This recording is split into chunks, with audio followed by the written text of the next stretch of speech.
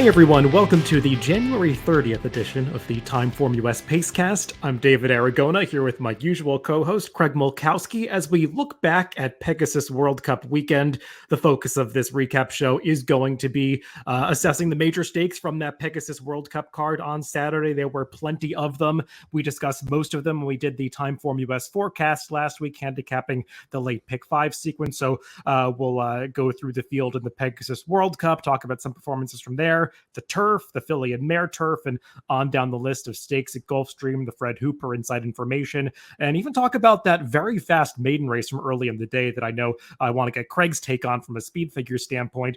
We will mention some races from other venues later in the podcast, really just one from several tracks each, a race at Laurel, Santa Anita, a fast figure at Turfway in a stakes race over the weekend, a quick maiden race at Fairgrounds, and another one from Oaklawn at the end of the show. But the focus of this race obviously is the Gulfstream action from last week. And Craig, this Pegasus World Cup, it did produce some strong performances as the winner really stepped up and ran an impressive race. He did. He had shown vast improvement in the Breeders' Cup Mile, where he jumped up to a career best 128 TimeformUS speed figure. And for this effort, he was given a 132. 4 points of that is because the pace was pretty fast as expected, and he was right up there on it. But big, strong effort from him and the top two. Senior Buscador made that big late run. Just seemed like he may be able to catch him at the top of the stretch, but just National Treasure had a little too much left. And there were some decent performances in behind, but those two were the two that really stuck out. Yeah, I know that the winner only got the job done by a neck, but I mean, in terms of the full effort, when you consider the pace scenario, I mean, he was much the best in this race. Looking in the TimeformUS chart, early pace ratings in the high 150s for National Treasure, a 158 at the opening call, 156. I mean, those are really fast pace ratings for a mile and an eighth race. And obviously he tired a little bit at the end, but still dug in through the final eighth of a mile to hold off Senior Buscador, who looked like he came into the stretch with all the momentum built up, but he just could not forge on past the winner onto the finish line, as that horse really did dug in to win the race.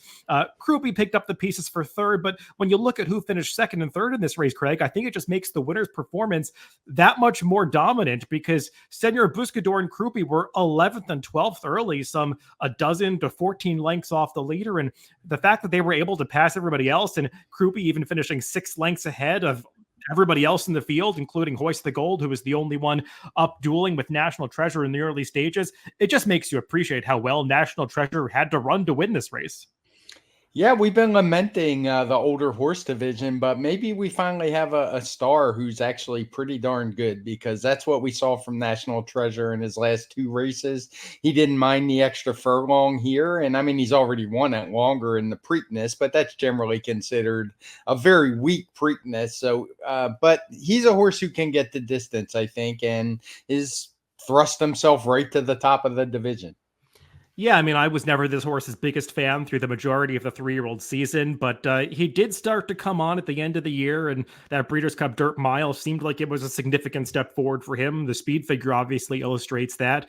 And, Craig, I highlighted this when we were talking about the race in our handicapping video and our TimeformUS podcast last week, that this horse's workouts coming into this Pegasus World Cup were just on another level. I mean, he had always been a good workhorse, but I mean, he was just really touting himself in the morning. And I looked up the Clocker report. I think the Clocker out in California gave him a rare A rating for his last workout on the Clock report, which you see only a handful of times a year. Maybe, I mean, maybe not at all. For only certain horses work that well in the morning. And National Treasure certainly ran to it, and we'll see what they decide to do from here. No specific target was mentioned next. I would imagine it will be difficult to pass up some of those lucrative purses in the Middle East, whether they go to Saudi Arabia or the Dubai World Cup. But Bob Baffert and the connections have not mentioned a specific target for this horse yet. It does sound like the runner-up Senior Buscador is going to go to Saudi Arabia. We'll see how that works out for him. I mean, maybe a 1 turn 9 furlong race can develop the kind of pace that he's going to need to be successful. But I know over that track, it can sometimes be difficult to close. Craig, as far as everybody else in this race is concerned, those who finished outside of the trifecta, I don't have too much to say about any of them. I will mention, I think your inclination about that Clark Stakes from last year turned out to be correct, as the horses exiting that one just did not run back to the effort they put forth at Churchill last year. No, they did not. And they just said it was kind of a big gap to everybody else. Croupy ran fine. Don't be deceived, even though he was on the rail through the lane. He actually was pretty wide on the turn. So I thought he ran fine. This was the only two-turn race. I'll be honest, I didn't do the speed figures, but I looked at them and came to similar conclusions as my assistant. And this was a nightmare card to make speed figures for. For this race in particular, as I said, it was the only two-turn race. We'll get to the one-turn races in a little bit, but Gulfstream just makes it very tough on us with basically running on four surfaces: synthetic, dirt, two different turf settings. The dirt races were spread out a lot time-wise, so just a really tough day, and I don't blame anyone if they take any of these speed figures with a grain of salt. Yeah, and National Treasure, I mean, winning a Pegasus World Cup that did not seem like it was the strongest edition of this race coming in, but he ran a 132 TimeformUS speed figure, which is in line with some of the better editions of this race that we've seen. Obviously, not getting up into the 140s that we saw of horses like Gunrunner and Arrogate on occasion, but a better renewal of the race than I think I anticipated it would be, handicapping it or coming into it. And at least for this Pegasus World Cup, Craig, these horses had a large body of work coming into the race that I think you could have some confidence in the speed figure based on that. And there were big gaps between second and third and fourth. So you can have some confidence that the winner ran that kind of number in this race. And we'll see if he can continue on this path for the rest of the 4-year-old season, because if he does, he's going to be a major force in this older handicap division. It's not a big surprise when these horses take big steps forwards from their 3-year-old to 4-year-old season. We see it time and time again. A lot of them are whisked off to the breeding shed. National Treasure was not. And hopefully he can have a big 4-year-old season for trainer Bob Baffert. Before we move on, Craig, I do just want to briefly address that news that was breaking the other night about how Bob Baffert's not going to transfer some of his top 3-year-old prospects to other trainers this year, kind of out of step with the pattern that we've seen in the past 2 years when Churchill Downs banned him from the Kentucky Derby or from any of the races at their meetings until I think the end of 2024. Craig, it sounds like even the owners want to move on from this story at this point. Yeah, I hadn't even heard the news. I'm just tired of the whole situation. That's their prerogative. They don't want to point the Kentucky Derby. Good for them. It makes it easier on us. It'll be a bunch of horses that are probably getting a bunch of points out in California, or would have been, but now they'll be taking points away from everybody else. So it'll just make it a little fuzzy, but it is what it is. His horses won't be there. We move on. Yeah, we do move on. I know people have feelings every time Baffert wins a major race these days, just given the portrayal in the media for him and everything that's transpired over the past few years. But I mean, I don't know about you, Craig. I'm kind of tired of this story and what I take into account what actually happened. I mean, putting aside all of the ridiculous media appearances and interviews and lawsuits in the intervening 2 years. I mean, just kind of looking at the facts of the situation, I kind of don't understand why people keep harping on the villain narrative that has prevailed. I think we're both ready to move on from this story, and I think people may make it difficult to do so, especially when he keeps winning these major races.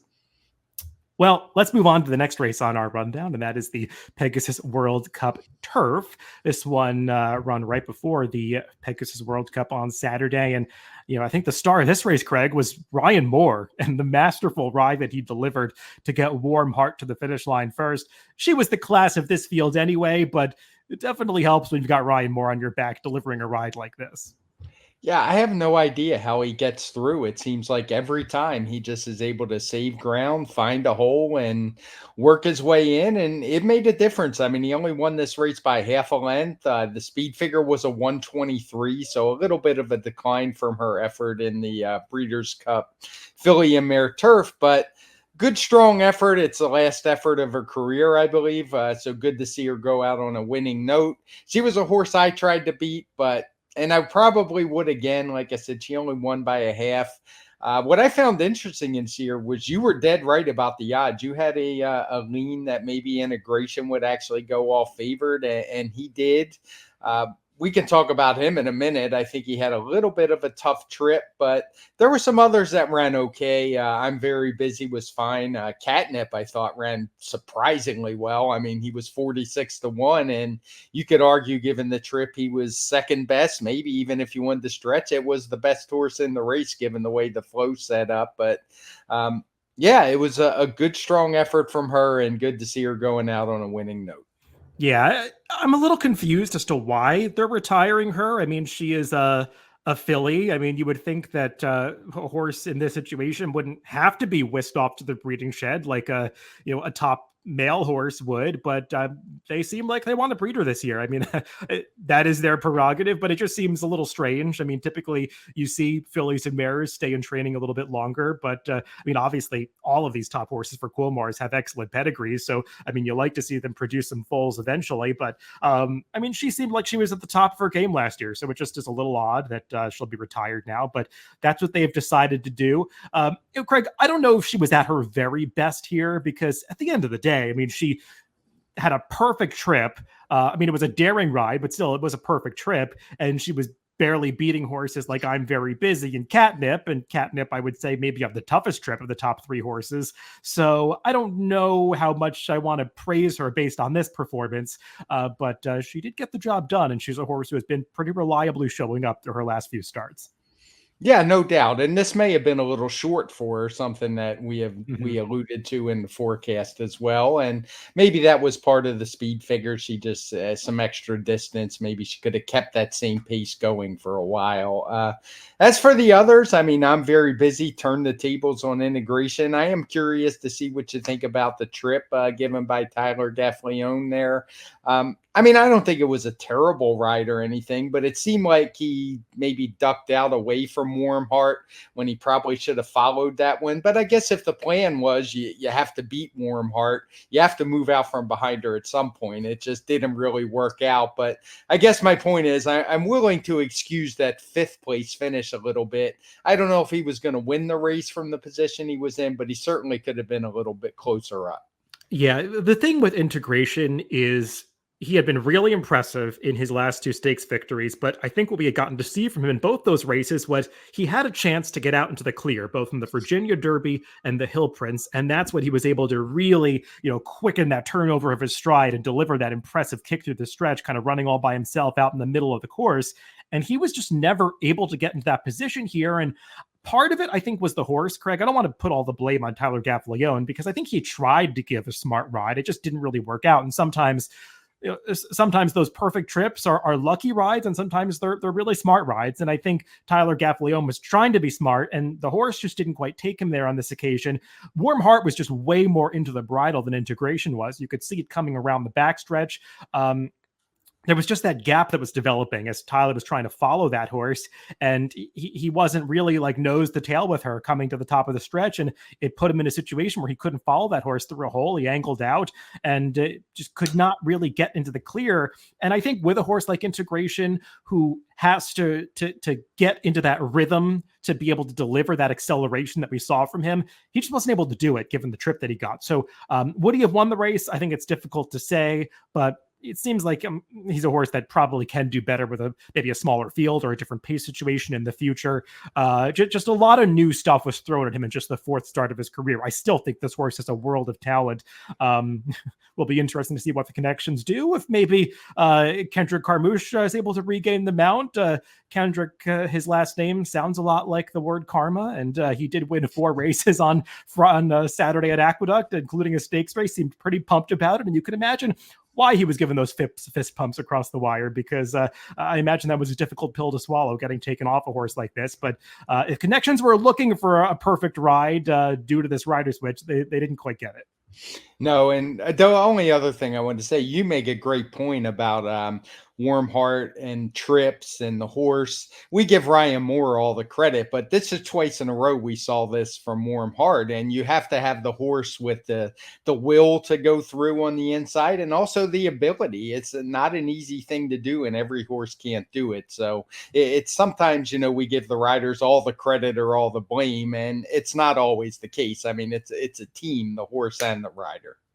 And Greg, I don't even know if it's worth mentioning at this point, but Webslinger had another pretty tough trip in this race. I mean, he was trying to angle wide. He got steadied sharply in upper stretch, and he was finishing well at the end, but it was belatedly and after the fact. And that's just been the story of Webslinger. Yeah, he's going to win one of these someday. He had a good run during the spring and summer, I think, where he was winning.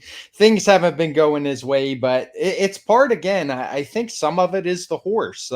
Yes, he gets into troubled trips, but it's hard for me to imagine that it's always the rider. It seems like he's a horse who's difficult to ride and needs everything to go his way. The other major turf stakes run during this late pick 5 sequence at Gulfstream on Saturday was the Pegasus World Cup filly and mare turf. This one going the mile and a 16th distance. And Didia Craig, who's just been so consistent. I mean, aside from that flop in the Breeders' Cup filly and mare turf, where she was probably a little overmatched. I mean, she just shows up every time. She tries hard. She likes to find the wire first. And that's what she did here. Jose Ortiz, I mean, I don't want to praise the ride too much because the horse just put him in the right spot right from the start. And when she turns into the stretch with the lead, she's going to be pretty tough to pass. And that was the case on this occasion. It was. She's turned into one of my favorite horses in training right now just because she shows up every time. She runs pretty often. She ran a great speed figure here, 127, better than what we saw from the males. Again, you may want to, don't lock these in stone as 100% accurate, as you shouldn't with any speed figure, but they were running again on different courses. So very limited sample sizes. But it was a good effort, but from her, no doubt. When you look at the chart, she was right up on the pace. Everybody else came from off of it that's in behind her. So good effort from her. I guess you definitely have to talk about Ruby Nell, a horse who kind of likes to be on the front and was not able to get that position after not the best break in the world. Not sure what was going on with that horse, to be honest, but she ran well. So did surprisingly. This was a good, strong race. And if you wanted to argue that it was even better than the males, I really wouldn't have a big argument with it. Craig, I saw you got some questions on social media about the times of some of these turf races, and it did feel like that outside turf course. I mean, they ran these races at 2 different rail settings for people that aren't aware. And the Pegasus World Cup filly and mare turf, being run at 0 feet, it felt like that outer course was playing almost unbelievably fast. I mean, the times of the Pegasus World Cup turf and another 1.5 mile race that we're going to talk about a little bit. I mean, I imagine those are kind of tough for you to check to see if they're right. It is, especially the Gulfstream course is new this year. They renovated it. They moved the inside even more inside. So it's not like I have a library of past races I can compare it to. Some of the 1.5 mile races, the one that got the biggest questions, which we'll get to, had a head-on view of the start. So it's impossible to time it when you can't see the start line. So like I said, Gulfstream makes basically everything impossible when it comes to making speed figures. Not saying they do it intentionally, but they certainly don't give any thought to it. Yeah, well, I guess at least it helps from a speed figure standpoint. There were multiple races run at that outer rail setting, and they all played extremely fast. So at least you could have that, that point of comparison. I mean, as for the other horses in this filly and mare turf, surprisingly ran really well for second. I mean, I was very pleased with the ride that she got from Oisin Murphy. I had some interest in her on the forecast last week at a big price, and she ran the race I was hoping that she would run. Just wasn't quite good enough to catch Didia in the end. I suppose Ruby Nell is the one that maybe you could question the ride a little bit. She did get bumped out of the start, and it felt like Frankie Dettori, as soon as that happened, quickly made the split-second decision not to send her. But she was pulling a little bit, and she just feels like a horse that really needs the lead to run her best race. Yeah, I was surprised she ran as well as she did, given the way she was basically fighting Dettori most of the way. And a lot of times you'll see horses just drop out, and she kept going. So she's one to keep an eye on. And Craig, we should mention, I mean, the big disappointment in this race was Star Fortress. And I think, the consensus that we arrived at on the forecast last week proved to be correct. I mean, sometimes you just can't trust those speed figures earned over that Churchill course, especially late in the season when it was playing the way that it was and the problems that they've had with it. It just feels like that race that she won back in November might live in isolation. We'll see if she can get back to something similar in the future. Yeah, I mean, I was never going to bet her. She only wound up being the co-favorite in this race, but she had a bit of a tough trip. But I mean, she finished last. She was never really involved. So I imagine she'll still take money off of that effort for a few times out. So I'm going to need to see it again. Yeah, she did have a tough trip, steadied early, extremely wide after that. But I still maintain what I was saying last week. I think if they're going to have success with her in this country, they want to point to marathon races. She doesn't have the speed and kick to win going this short against the level of competition that she was facing here.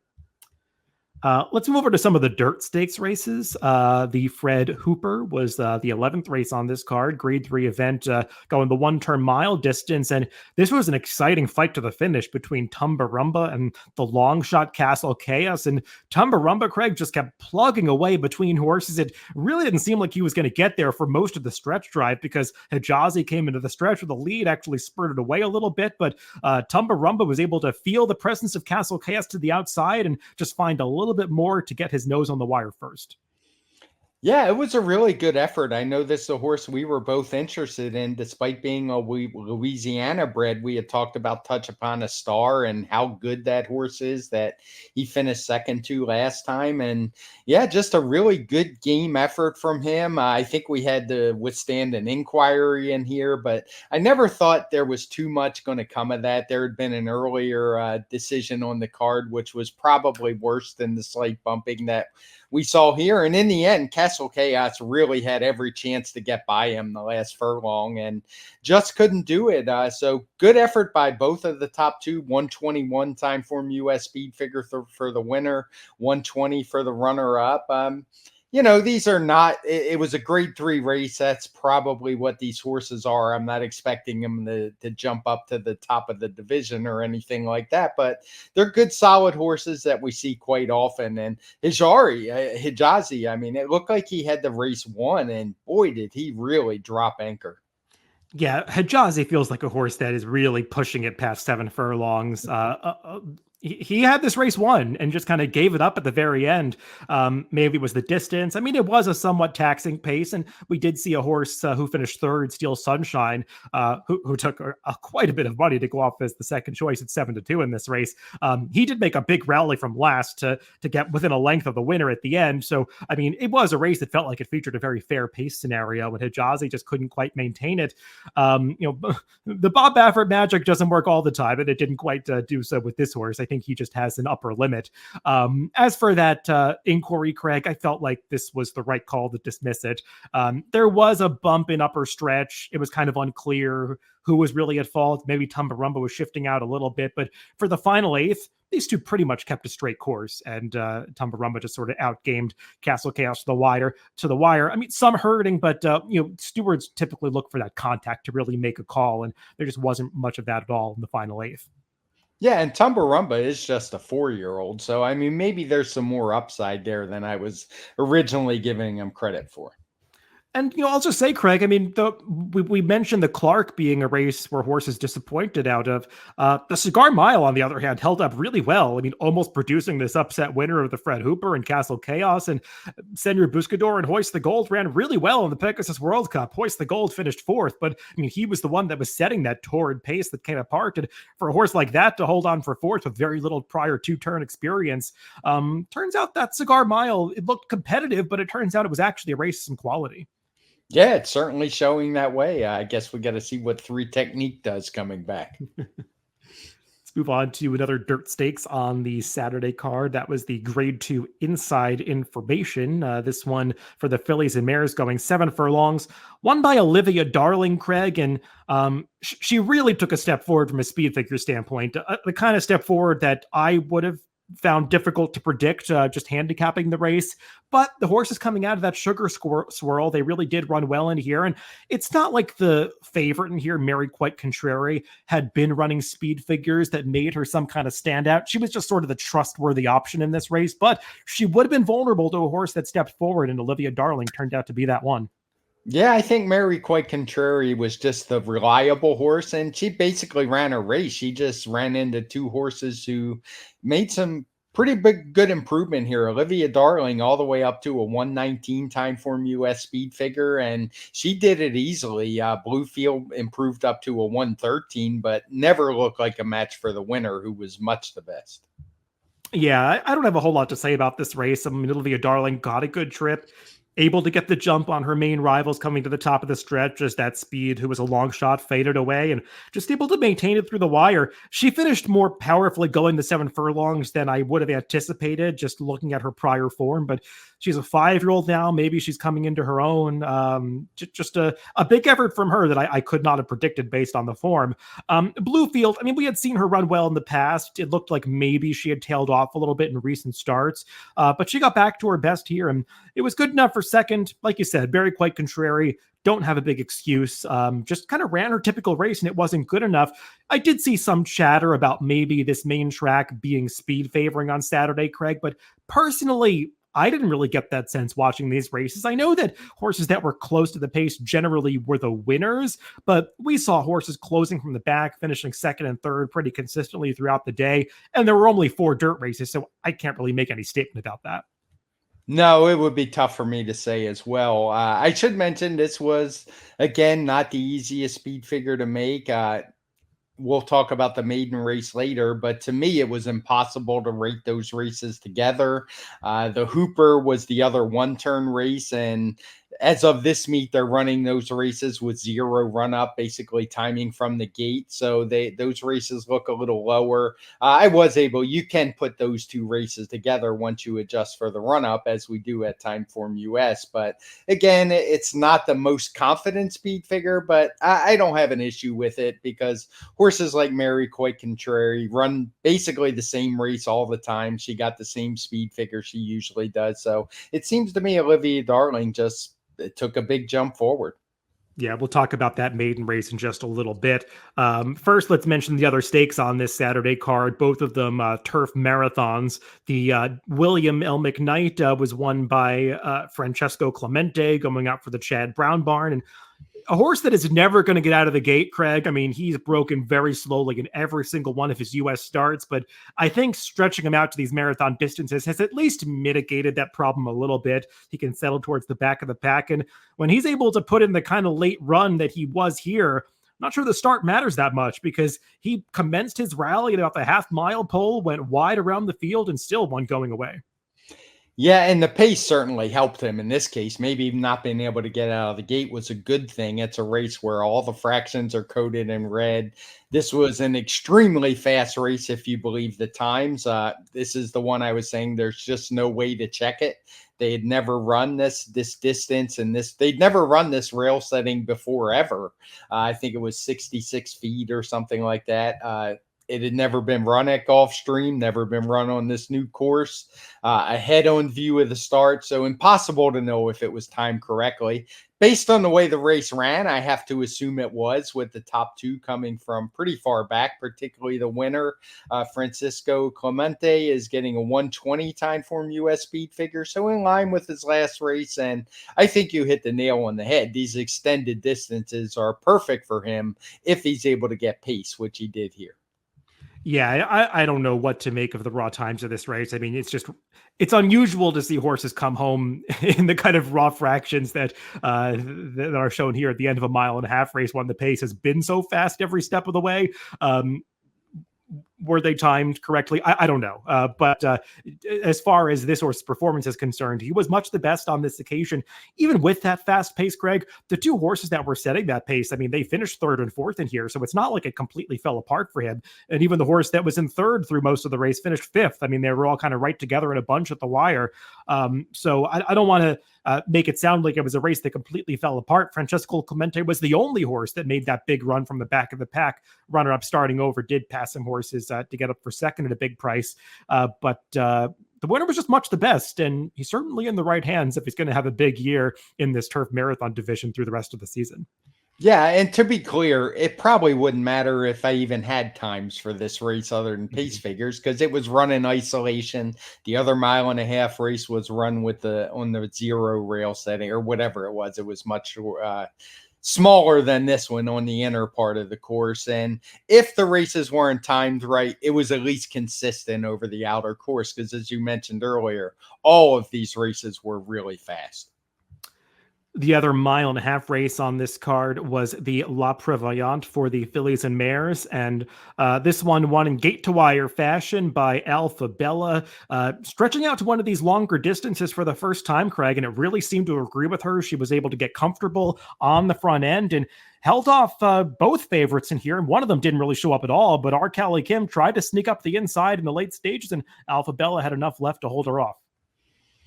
Yeah, for sure. It was a good, strong ride on the front end. This was the race I was alluding to where there was an objection and a inquiry, and it was left at is. And I thought this one was probably a little more egregious than what we talked about in the dirt mile race.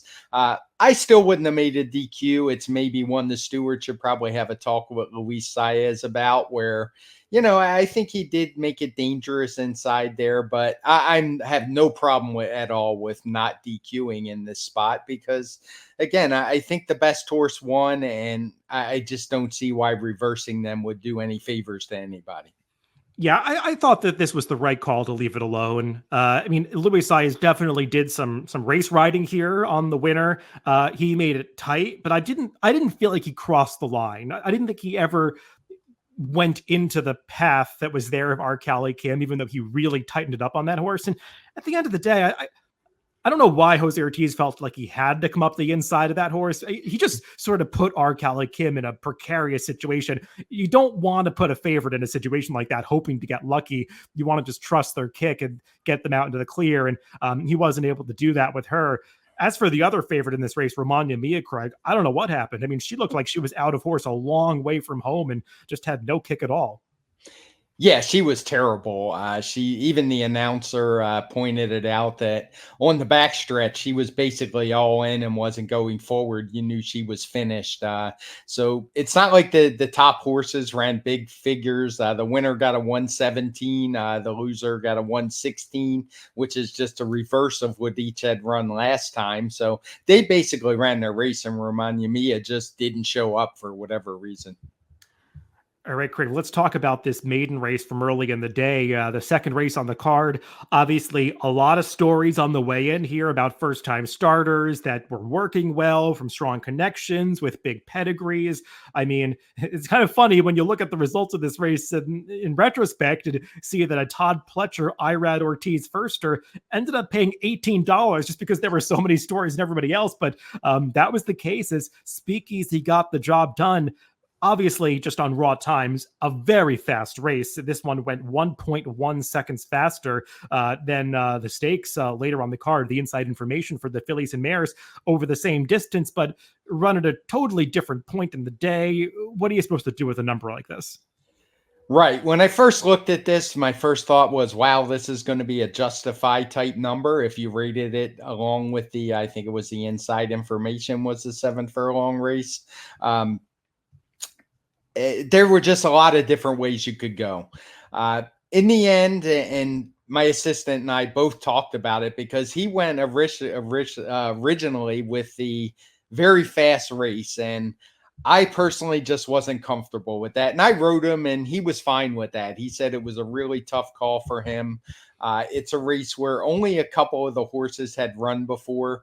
If we rated it with the inside information, it was a rate where the top two would have ran mid 120 type TimeformUS speed figures.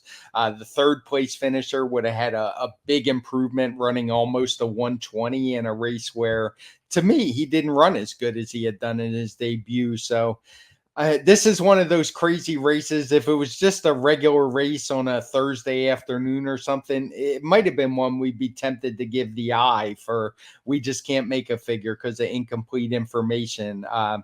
If we merely based it on the horses that have run before, it could have been a much slower figure if we assume they run similar races.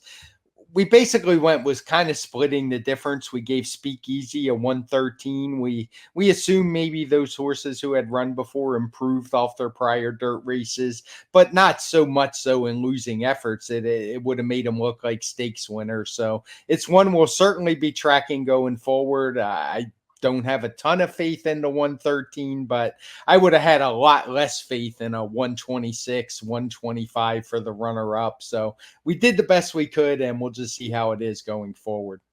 Yeah, I don't know if you used it, Craig, but maybe this will be a good race for that F designation, just a race where there are a lot of first-time starters, and it's hard to have confidence in the speed figure because, I mean, these are kind of no-win situations for you. There's just a lot of guesswork, and that's the last thing that you want to have when you're a speed figure maker. You kind of want the numbers to make themselves, and the more subjectivity to it, I mean, the less reliable that they become.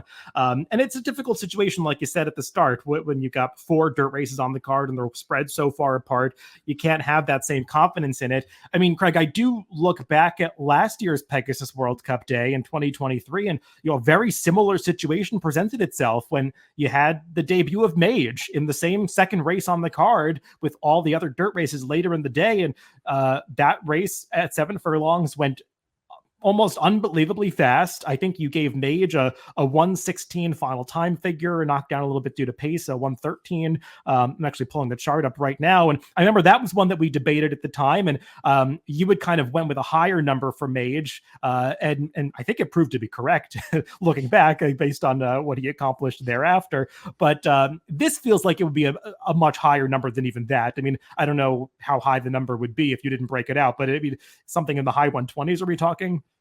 Yeah, that's why I said like 125, 126 for the top 2. And just given the horses in behind, I didn't buy it. Basically, it's a 1 race number based on the horses who have run. There wasn't a whole lot to go on. We did the best we could, but there was just no way I was going to give a horse like Big City a 120 off of that effort. You just kind of, I've been doing this a long time, and sometimes you just have to go with your gut. And that's what we did here. Yeah, I think that makes a lot of sense. As for the actual horses in this race, putting the times aside for a sec, this still feels like it was a race with a lot of promising horses in there. I mean, Firsters finished in 5 of the first 6 spots across the finish line. The winner, Speakeasy, I wonder if he's one that is really going to be a Derby horse. There is some precocity on the dam side in his pedigree. He obviously was ready to fire on debut, had plenty of early speed and got the job done. I mean, he seemed like a big, robust horse that was just ready to go. The runner-up, Victory Avenue, he actually went off as the favorite in this race, kind of unbelievably. I mean, there was so much hype around him, and it really showed up on the tote board. But I mean, he ran a professional race as well. I mean, had speed right from the start and really tried to battle back through the lane when Speakeasy was attempting to put him away. From a physical standpoint, just watching these two come to the stretch, kind of like Mage last year, we're going out for the same connections. Victory Avenue is a much smaller horse, one of these sons of Arrogate that doesn't seem to have that bulk to him that we seen from some other progeny of that sire. And he ran well. He's got a little more route pedigree to him, more so on the sire side and the dam side. So we'll see if he wants to go longer. The 4th place finisher, Corporate Power, I think is one you want to pay attention to. I mean, this was a race that was mostly dominated towards the front end, and he was really finishing at the end, kind of weaving his way through horses. The son of Curlin, it cost, I think, $1.7 million. I mean, there's a big dam side pedigree on him. Or I'm sorry, I think he cost just under $1 million. I'm thinking of another multi-million dollar first, or we'll talk about later. But definitely bred to go longer. And this feels like a race that could be key going forward, even if that lower speed figure does turn out to be the right one. Yeah, at the end of the day, that lower speed figure is still pretty darn good for early season 3-year-olds. And I'm glad you mentioned Corporate Power because he's the one I put a big circle around. I mean, obviously, Speakeasy and Victory Avenue, everybody saw what they did. They're going to get bet next time. They're not really horses I'm interested in as horses to watch, but Corporate Power is the one that, being from Shug McGay, he doesn't really send him cranked out very often. And this is a horse who just looks like he wants to go a lot longer. And I'm certainly going to track for at least a couple races. Yeah, he's by curling out of that damn road to victory. His claim to fame was when she was, I think, the only horse to beat Monomoy Girl for a long time. When she was the winner of that goldenrod over Monomoy Girl back in 2017, I want to say. It's hard to keep track at this point, but definitely a nice pedigree on that one, and feels like this could be a key race. Let's go on to some other venues, Craig. We'll have one race each to talk about from 5 different tracks that are not Gulfstream Park. One of the feature races this weekend at Laurel was the Jennings Stakes. I believe this one was on Sunday, and won by a horse that we've talked about on this podcast before, Post Time. A runner for the Brittany Russell barn that I think is now 6 for 7 in his career. I mean, he's been visually impressive before, but hadn't necessarily stepped up and run that fast speed figure until this last weekend, because I don't know exactly how high this number is going to be. I know you didn't have the final fig as the time that we put the rundown together, but this horse really finished powerfully over the final quarter mile to just draw away from a field despite not getting that much pace to close into. Yeah, he's a 4-year-old who kind of got a late start in his 3-year-old season. Something obviously went wrong after going 3 for 3 as a 2-year-old, but he's come back very good. This is his first time going a mile at his one turn at Laurel, but a good, strong race. The figure, I'm guessing it's going to be around a 122. It was a sloppy track at Laurel. When I looked at the worksheet, the last 3-mile races were kind of all over the place. So I was just looking at the horses in this race and what I suspected they would run. But I will have that a little later today or probably tomorrow, and we'll post those. But it was a good effort, no doubt. It's not like this was one of those races where a horse went right to the front and ran off on a sloppy track and just left everyone behind. This horse was actually quite a bit last. There was a big gap between him and the next to last horse, and when he got going, holy cow, he just blew the field away.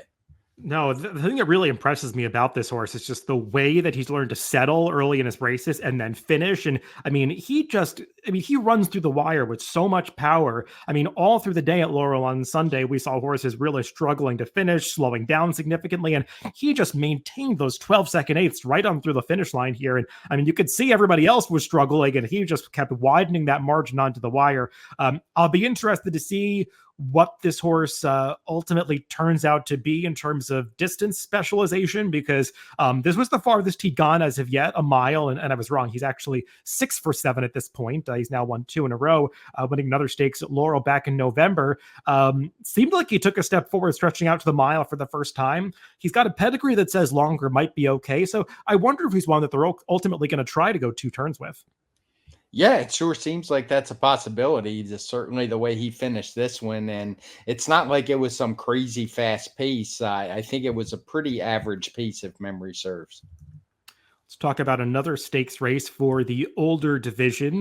This was on Saturday at Santa Anita. The feature race was the Grade 2 San Pasquale, and the former Baffert runner beat the current Baffert runner, as Newgrange, now going out for trainer Phil D'Amato, was able to beat the Baffert-trained Newgate as these two battled onto the wire, Craig. And Newgrange, I mean, he is what he is. He shows up in these winter races. We've seen it a couple of years in a row now. This was his second year winning the San Pasquale since getting transferred to trainer Phil D'Amato, and did it on the front end. And Newgate took his run at him in the stretch and just could not forge on past. No, Newgate's pretty good. This is another one. I'll have the speed figure later today. I'm guessing it's going to be around a 120, which is, I think, a lifetime best.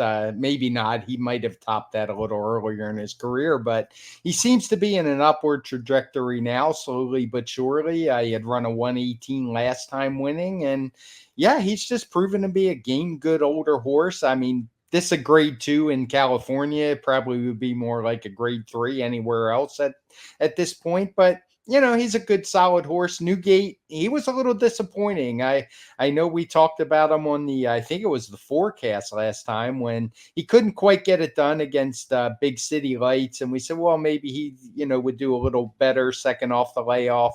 He's fine, but he didn't take the step forward that I think a lot of people were anticipating. No, it does feel like Newgate has a little bit of hang in him. I mean, I talked about it last time when it felt like he had all the momentum built up and could not go on past.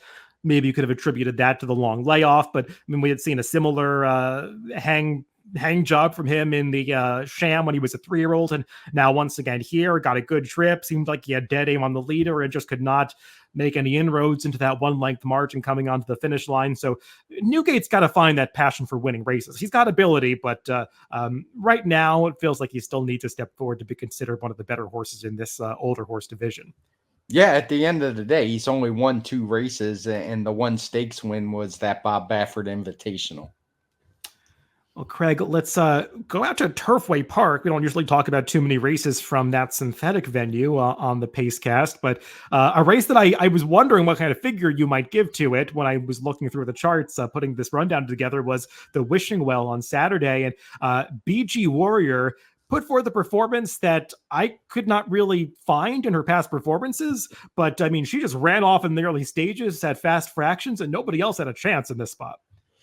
Yeah, this is one I'll have the figure later again, but I'm guessing it's going to be around a 122. She turned the tables, I think, on the favorite in here, Marissa's Lady, who was 2-5 and had beaten her last time. I'll be curious to see if this is listed as a speed favoring track because it's one where she just went right to the front. But it seems like there were plenty of horses on the card who came from behind, so that seems pretty unlikely in here. And just a good fast race. And you see this on the Tapeta at Turfway sometimes, where when horses are allowed a clear, easy lead, they just keep going and nobody can catch them. It's a weird surface and hard to say if it's going to translate anywhere else, but it was certainly a very fast race. Yeah, that was the first thing I looked at as well, Craig, trying to see if it was a speed favoring day. And it really didn't look that way, just kind of scrolling through the charts.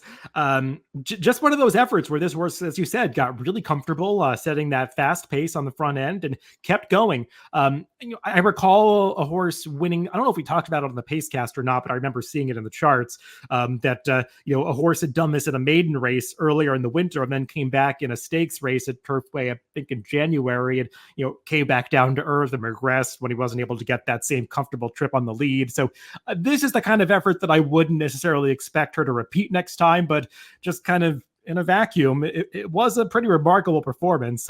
We'll just see if it's predictive moving forward.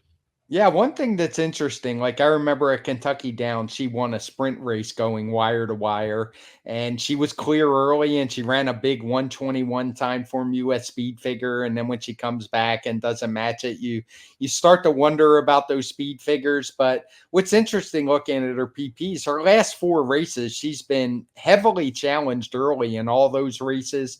Couldn't really produce them. The one where she got clear early, she ran a 116 and just got ran down by Marissa's Lady. But when she gets clear, she's capable of these big numbers. So it just kind of shows you got to look at the trip sometimes. Craig, let's finish up this podcast by talking about a couple of maiden races run at 2 different venues. On Saturday at Fairgrounds, there was a 6-furlong maiden event for the 3-year-olds, won by a very promising looking Brad Cox colt named Just a Touch, son of Justify. And I know we don't have the final number for this race just yet, Craig, but it felt like it was going to be a pretty fast one. And kind of like that maiden race early in the day at Gulfstream Park on Saturday, this one also dominated by first-time starters.